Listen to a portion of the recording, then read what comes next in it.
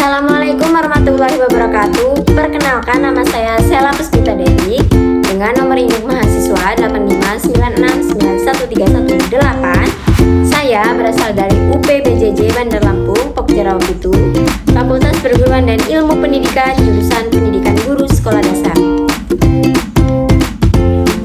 Pada hari ini, hari Sabtu, tanggal 30 Mei 2026, saya akan melaksanakan tugas mata kuliah PDGK 4107 Praktikum IPA DSD pada modul 7 tentang optik dengan judul praktikum lensa cembung dan cermin cekung. Selamat menyaksikan.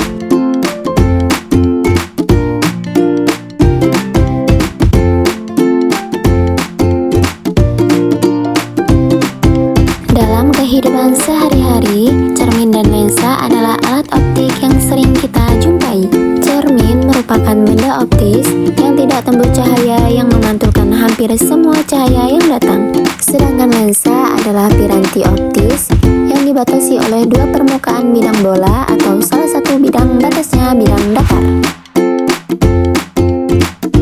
Yang pertama, percobaan lensa cembung.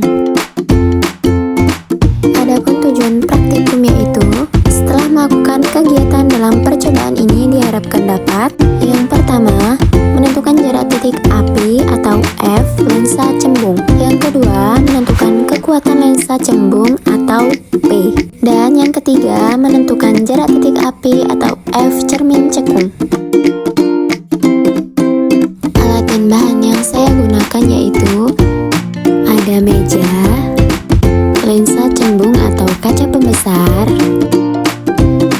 kemudian sumber cahaya atau lilin, layar atau tembok, dan yang terakhir penggaris. Prosedur percobaan. Yang pertama, susunlah lensa pada dudukannya dan letakkan di antara layar dan sumber cahaya. Kemudian nyalakan sumber cahaya atau lilin, aturlah posisi benda dan lensa agar pada layar terbentuk bayangan yang paling tajam. Kalau bayangannya sudah fokus dan tajam, ambil penggaris, ukur jarak bendanya, kita sebut sebagai S, yaitu jarak dari lilin ke lensa. Lalu ukur juga jarak bayangannya atau S aksen, yaitu jarak dari lensa ke layar. Jangan lupa untuk mendapatkan data yang akurat, kita perlu mengulangi percobaan ini beberapa kali dengan mengubah-ubah posisi atau kedudukan bendanya. Pertama, jarak benda 3 cm dan jarak bayangan 6 cm. Kedua, jarak benda 5 cm dan jarak bayangan 4 cm.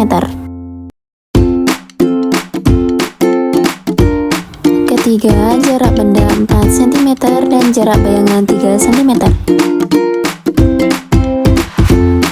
Kesimpulan, lensa cembung bersifat mengumpulkan cahaya atau konvergen dan membentuk bayangan nyata serta terbalik. Dalam percobaan ini terdapat hubungan terbalik antara jarak benda dan jarak bayangan. Semakin dekat jarak benda ke lensa, maka jarak bayangannya akan semakin jauh.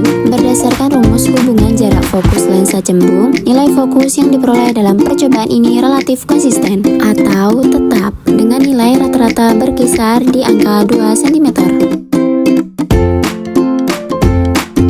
2. Percobaan cermin cekung. Alat dan bahan yang saya gunakan pada percobaan kali ini yaitu meja, kemudian cermin cekung atau sendok stainless, selanjutnya sumber cahaya atau lilin, kemudian layar atau tembok, dan yang terakhir penggaris. Langkah pertama, susunlah cermin cekung dan letakkan sumber cahaya atau lilin dengan layar di depannya. Setelah alat siap, nyalakan sumber cahayanya, kemudian aturlah kedudukan posisi benda atau lilin dan layar secara perlahan sampai kita mendapatkan bayangan yang paling tajam atau paling jelas terbentuk di atas layar. Jika bayangan tajam sudah didapatkan, gunakan alat ukur untuk mengukur jarak benda yang kita simbolkan sebagai S, serta jarak bayangan yang kita simbolkan dengan S aksen. Langkah terakhir untuk mendapatkan data yang valid, mari kita ulangi percobaan ini beberapa kali dengan mengubah-ubah kedudukan atau posisi bendanya. Percobaan pertama, jarak benda 4 cm dan jarak bayangannya 6 cm.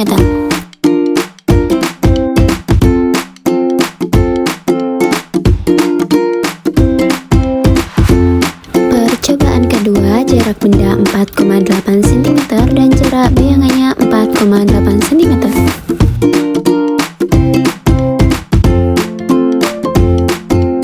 Kemudian percobaan ketiga, jarak benda 5 cm dan jarak bayangannya 4 cm.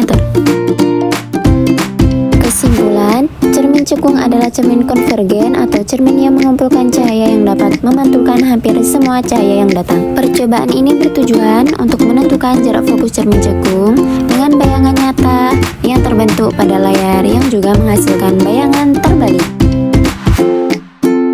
Secara umum, hasil kedua percobaan menunjukkan bahwa baik lensa cembung maupun cermin cekung dapat digunakan untuk membentuk bayangan nyata, asalkan benda diletakkan di luar titik fokus mereka dan jarak fokusnya dapat ditentukan secara konsisten menggunakan persamaan yang sama.